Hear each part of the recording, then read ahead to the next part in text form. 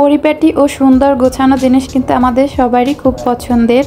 এটা যাই হোক না কেন, কিন্তু পরিপাটি এবং সৌন্দর্য গুছিয়ে রাখতে গেলে কিন্তু তার পেছনে শ্রম এবং সময় অনেকটা ব্যয় করতে হয়। গুছিয়ে রাখা বা গুছিয়ে থাকা সম্পূর্ণ ডিপেন্ড করে নিজের উপর। আপনি যেভাবে থাকতে পছন্দ করবেন সেটাই কিন্তু আপনার অভ্যাসে পরিণত হয়ে যাবে।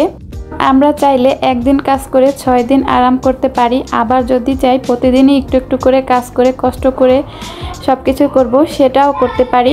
আজকের ইফতারে ফুচকা, পালং শাকের পাকোড়া, আলুর চপ তৈরি করলাম এবং সাথে বাহির থেকে আয়ানের বাবা পিৎজা কিনে নিয়ে আসলো এবং আখের রস কিনে নিয়ে আসলো। দুপুরের রান্নাবান্না সেরে সব কাজ গুছিয়ে নিলাম। চলুন তাহলে ভিডিওটি দেখে নেওয়া যাক।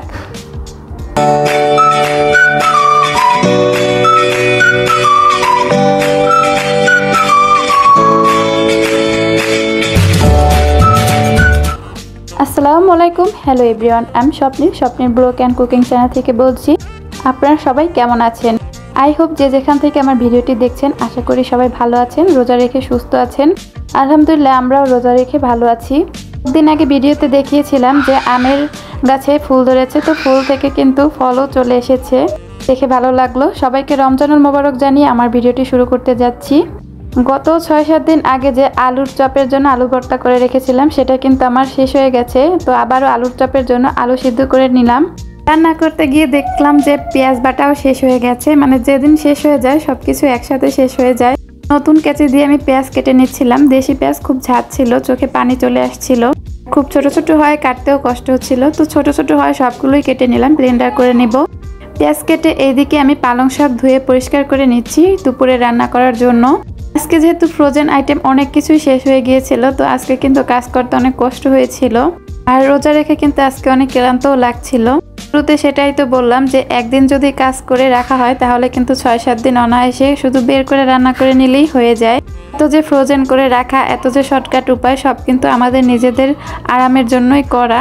তো এই দিক দিয়ে কিন্তু চিংড়ি মাছ দিয়ে মশলাটা কষিয়ে খুব ভালোভাবে তারপরে পালং শাক ও আলু দিয়ে রান্না করে নিচ্ছি। বরিশালের মানুষ সব শাকসবজিতেই চিংড়ি মাছটা পছন্দ করে। তো এদিক দিয়ে যে পেঁয়াজ কেটে নিয়েছিলাম সেটাও ব্লেন্ডার করে নিচ্ছি। আপুরা যারা ভিডিওটা দেখা শুরু করেছেন প্লিজ একটা লাইক দিয়ে ভিডিওটা কন্টিনিউ করবেন। পেঁয়াজটা ব্লেন্ডার করে মশলার বাটায় কিছু পরিমাণ রেখে দিচ্ছি, এখন রান্না করব আর কালকে রান্না করব। আর এই দিক দিয়ে আমি যে আদা রসুন ফ্রোজেন করেছিলাম সেখান থেকে আদাটা বের করে এখানে রেখে দিচ্ছি। এতে করে একটা জিনিস বের করলেই সাথে সাথে 3 ধরনের জিনিসই বের করা যায়। যারা জানেন না কিভাবে ফ্রোজেন করে রাখতে হয়, আমার আগে কি গুছিয়ে নিলাম পার্ট অন ভিডিওতে সবকিছু আমি শেয়ার করেছি, চাইলে আপনারা দেখে নিতে পারেন। এখানে আমি পেঁয়াজ ব্লেন্ডার করে ট্রেতে করে রেখে ফ্রিজে 1 ঘন্টার জন্য রেখে দেব, তারপরে বের করে কেটে কেটে ফ্রোজেন করে নেব একটা বক্সে করে। তো এভাবে রেখে দিলে কিন্তু একটা টুকরা বের করে রান্না করে নিলেই হয়ে যায়। তো চাইলে আপনারাও ফ্রোজেন করতে পারেন, তো ওই ভিডিওতেও তা আমি শেয়ার করেছি, চাইলে আপনারা দেখে নিতে পারেন। আজকে কিন্তু খুব তাড়াহুড়ো করে রান্না করে নিচ্ছিলাম। এই দিক দিয়ে কিন্তু আমি পার্শে মাছ আলু দিয়ে ভুনা করে নিব। এটা সামুদ্রিক পার্শে মাছ, আমার কাছে খেতে ভালোই লাগে। তো আমাদের বরিশালের ভাষায় এটাকে কিন্তু পালসা মাছও বলে, আর বইয়ের ভাষায় কিন্তু পার্শে মাছ বলে, তো যে যে নামে চিনে। আর এই দিক দিয়ে কিন্তু আমি আলুগুলো ছিলে নিয়েছি ভর্তা করে নেওয়ার জন্য। আমার এক প্রিয় আপু, ওমান প্রবাসী হীরা আপু, আমার সব ভিডিও দেখে এবং ভিডিওতে কিন্তু সুন্দর সুন্দর কমেন্ট করে। তা আপু, আপনার জন্য দোয়া এবং ভালোবাসা রইল, আপনিও আমাদের জন্য দোয়া করবেন।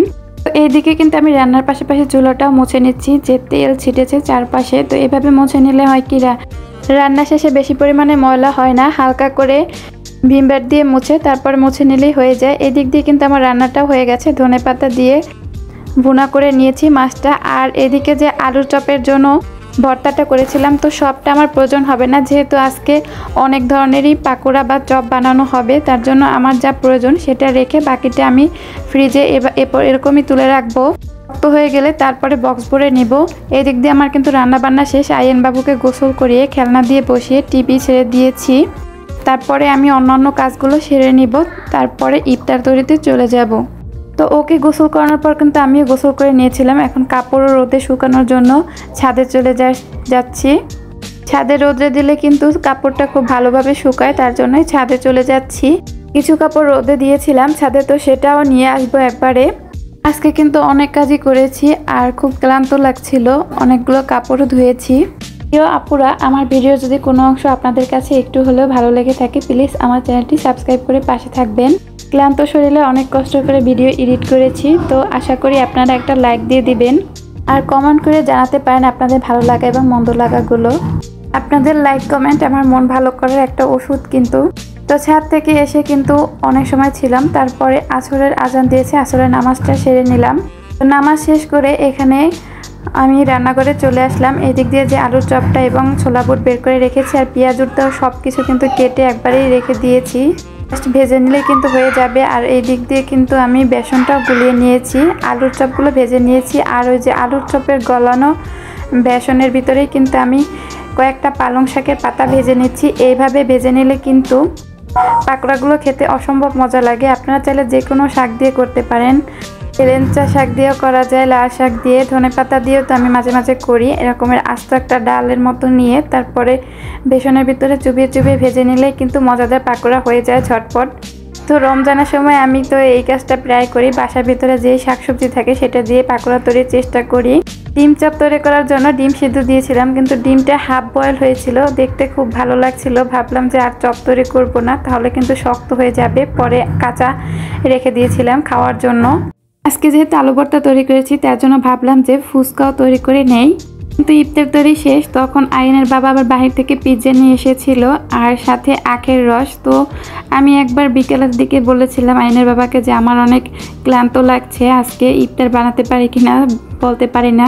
তো সে ভেবেছে হয়তো বা আমি কিছু বানাতে পারিনি, তো সেই ভেবেই কিন্তু সে নিয়ে এসেছিল, কিন্তু আমিও তো তৈরি করেছি।